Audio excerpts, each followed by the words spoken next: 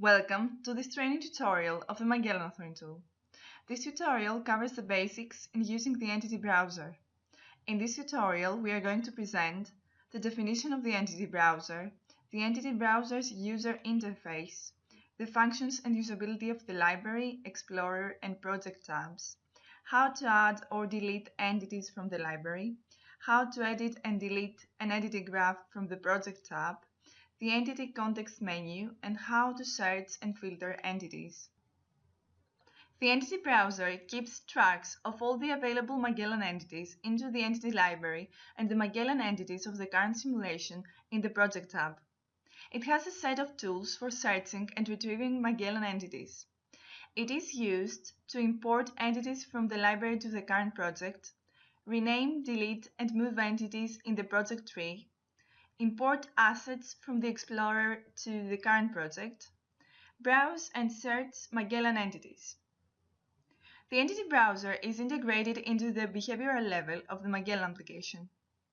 You can find it on the left side by default in the behavioral level of the Magellan menu.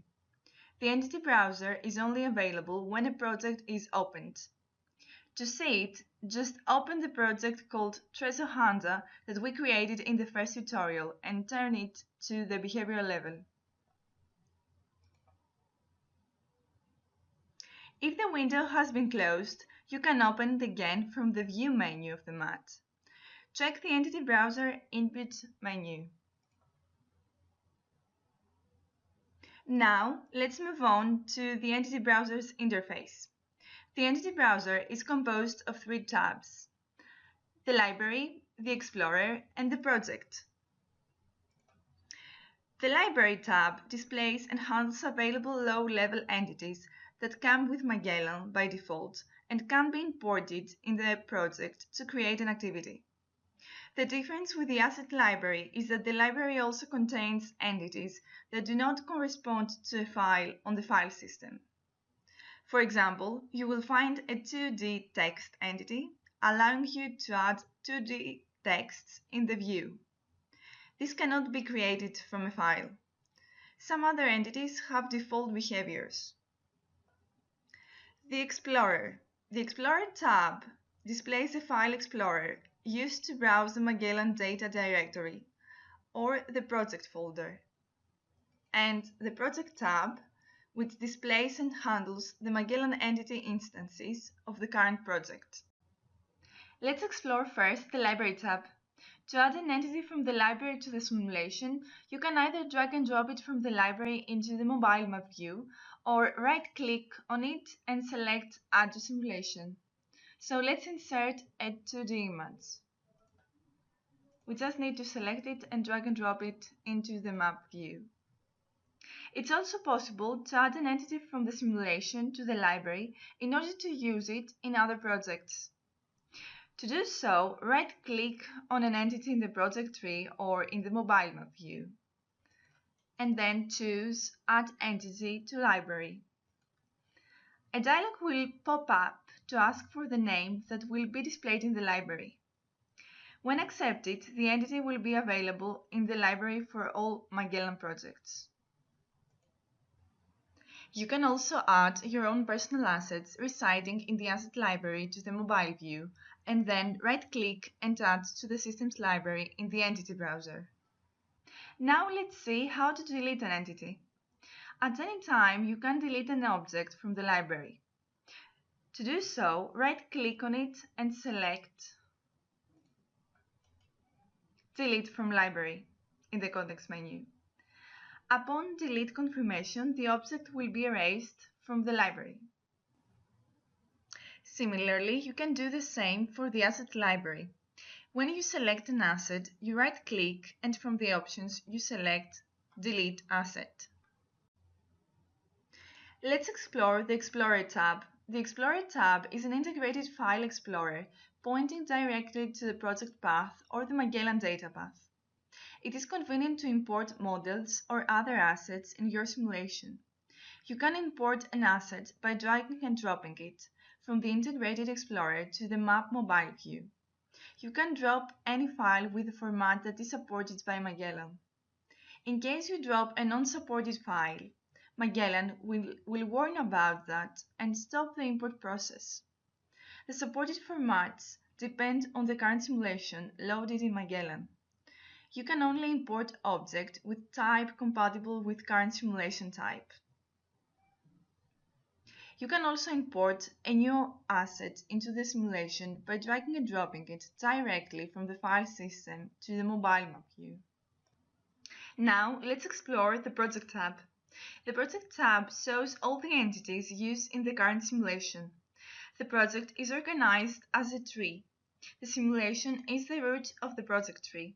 Some entities can have children entities like the activities, the stage windows, or the folders. Let's now see what actions can we do to the Project tab. Drag and drop from or to the project. It's not possible to drop assets from the file system to the Project tab, but you can drop entities from the stage windows or from the project tree itself. Entities can only be displayed in the stage window when they are in a stage. To move an entity to a stage, drag and drop it to the destination stage or directly into a stage window. When moving entities in the project tree, you can press the Control key to clone and move the selected entities to a destination. Editing an entity graph from the Project tab. You can directly edit an entity graph from the project tree by double-clicking on it. If the entity has no graph, it will ask you for a name to create a new graph. If the entity has more than one graph, it will display a pop-up window to choose which graph to edit. The scenario graph is located on the simulation entity. Deleting entities from the Project tab. To delete an entity from a simulation, just press the Del key or right-click on the item to show the context menu and choose Delete Object. Now let's explore the Entity context menu. Different actions can be done on the selected entities in the project tree using the context menu. So let's right-click in order to see the available options. Edit the entity behavior. If the entity has no behavior graph, it asks for a name to create a new one. If the entity has only one graph, it opens it in the Synapse editor. If the entity has more than one graph, it shows a dialog to choose the graph to edit. Copy. You can choose the copy option in order to copy the selected entity, and the paste option in order to paste the entities in clipboard on the selected entity. If the selected entity cannot contain child entities, the entities are pasted on the nearest parent entity. The delete option in order to delete the selected entity. The rename option in order to rename the entity. The name of the entity cannot contain spaces or special characters, since it can be referenced in a Lua script. Add entity to the library. Add the selected entity to the library with all its children entities. The whole entities are saved, including attribute values, dynamic attributes, and behavior graphs.